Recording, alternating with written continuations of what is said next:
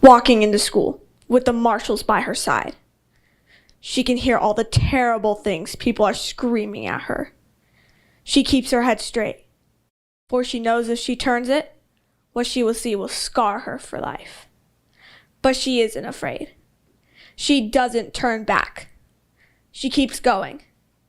Why? Because she's Ruby. Ruby Bridges. Racism has no place in the hearts and in the minds of our children, Ruby Bridges once said. Ruby Bridges was a 6-year-old girl who wasn't treated like the great, brave person she was. Why? Because she was an African-American girl going to an all-white school, and she wasn't going to take it. Ruby Bridges was most known for staying in school even when everyone was against it. She was a speaker and activist, and she was an inspiration. Ruby Bridges was born on September 8th, 1954 in Tylertown, Mississippi. When she was born, her family was in poverty. So, when she was 4 years old, her and her family moved to New Orleans, where there was still a lot of segregation. Though in the same year Ruby was born, the Supreme Court passed a law that said schools could no longer be segregated. It took 6 years for some states to actually listen. Ruby was an excellent student, and she passed the test she had to take in order to get into an all-white school. That's when her journey began. November 14, 1960 was young Ruby's first day of school. U.S. Marshals had to escort her to make sure she was safe. Since she was the only one of the kids to have passed the test, she was the only African-American kid to go to school at William Frantz Elementary. Many people were upset about this. Adults were screaming at her to get out, and poor Ruby spent most of her first day in the principal's office as angry parents took their white kids out of school. Though she was only 6 years old, she kept going. On her second day, it was Barbara Henry who taught only little Ruby. For a whole year, it was just Barbara and Ruby.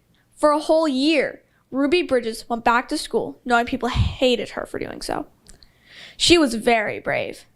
As the U.S. Marshals continued to escort her to school, she was told not to look around because of the racial things people had written everywhere. She did as she was told, fearlessly. The U.S. Marshals were very impressed by her bravery. Poor Ruby was even threatened, but she held her head high as she continued to fight for not only herself, but for all other African-American kids' rights. Ruby Bridges was a speaker and activist. She spoke about school justice for all kids. Her speeches impacted the people, as she spoke about racial injustice in schools. The speeches she made came from her own experience as the first African-American kid to go to an all-white school. Even when she was out of school, she continued to fight for the rights of African Americans. During the Civil Rights Movement, it was Ruby Bridges who paved the way to non-segregated schools. Her bravery helped Martin Luther King move forth the Civil Rights Movement and ban segregation everywhere. In 1999, she founded the Ruby Bridges Foundation, which helped promote tolerance and unity among school children. She even wrote 2 books about her experiences, called Through My Eyes and Ruby Bridges Goes to School, My True Story. Ruby Bridges was, and still is, an inspiration to us all. She inspired Norman Rockwell to create his famous painting called The Problem We All Live With. Her story was so moving, she inspired Robert Coles to write a book about her called The Story of Ruby Bridges. Robert Coles was the child psychologist that evaluated Ruby's reactions towards all the crowds back at her old school. She continues to inspire us today with the amazing speeches she gives. To know what Ruby Bridges did for us gives us courage, inspiration, and hope. Ruby Bridges was a courageous little girl who moved us by her bravery. She inspired me to keep going, no matter how hard things are.